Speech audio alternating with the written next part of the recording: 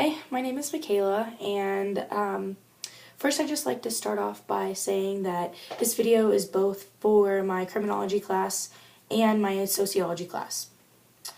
So my topic deals with the psychological side of the sentencing process. Prison life really has a significant impact on the inmate's mental state.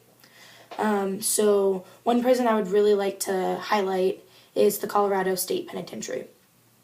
This particular prison really sparked my interest when we watched a documentary on it in Criminology. And for those of you in my sociology class,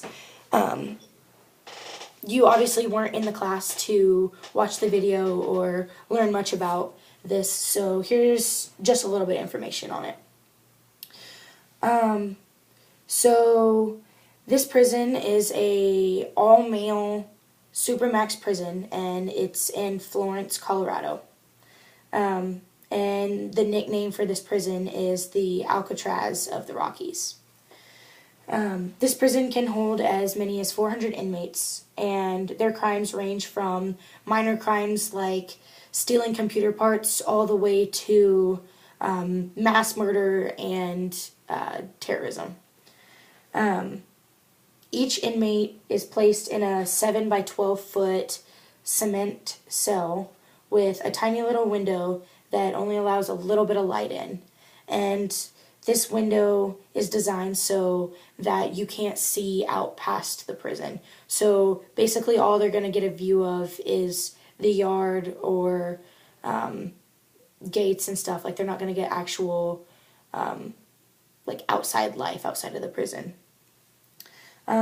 So they have a little window, they get a small desk, and it's mounted to the wall, and then they get a stool, a toilet and a sink, so like a little bathroom, and a small bed.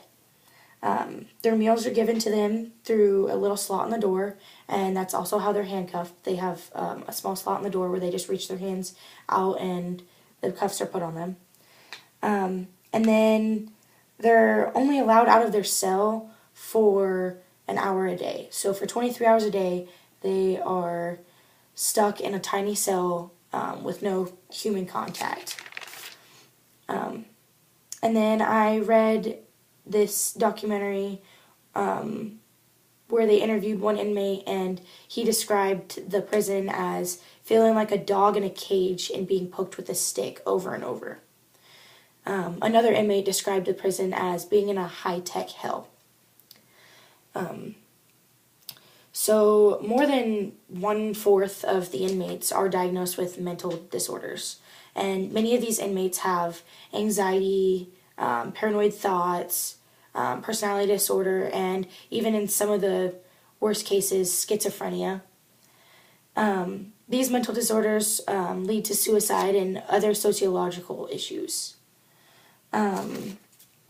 Some inmates escape from their issues by meditating. These are typically going to be the mentally stronger inmates. And some inmates actually use religion as an escape. So for Christians, they'll go and they'll read their Bible, or they'll pray, or sometimes there's access to a chaplain to come speak with them. And then obviously other religions are gonna exercise their beliefs in different ways. And the suicide rate at the Colorado Penitentiary is 14 times that of a regular Colorado prison.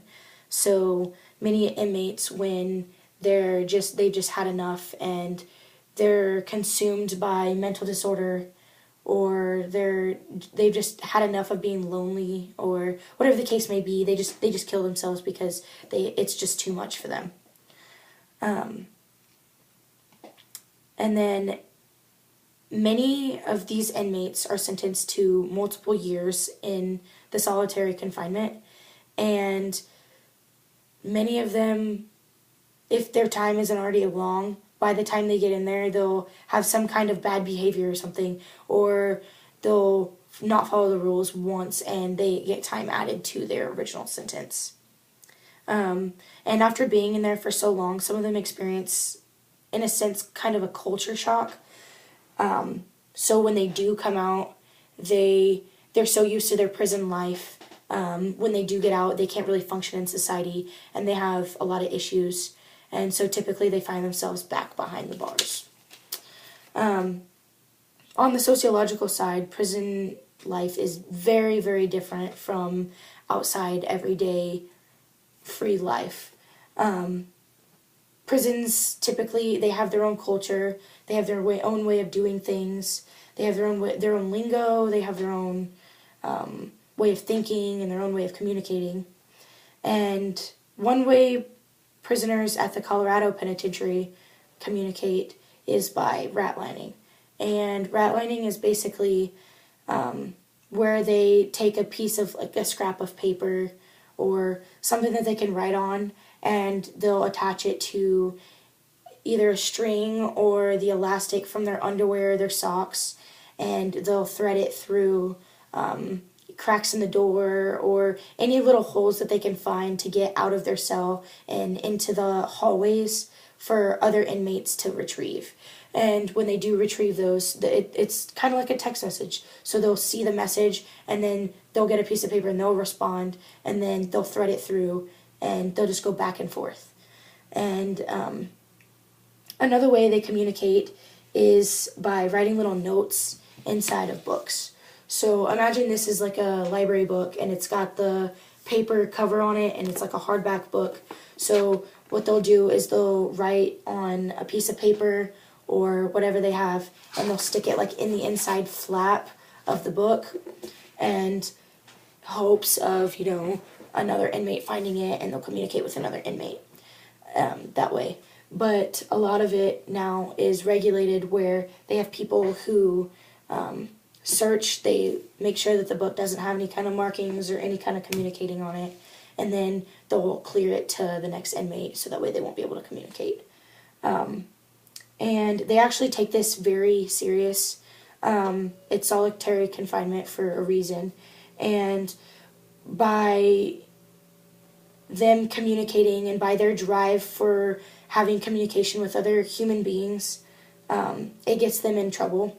And so it'll add to their sentence, or they'll be placed in a different unit, or they'll have their belongings stripped, and they'll have to gain all of those back.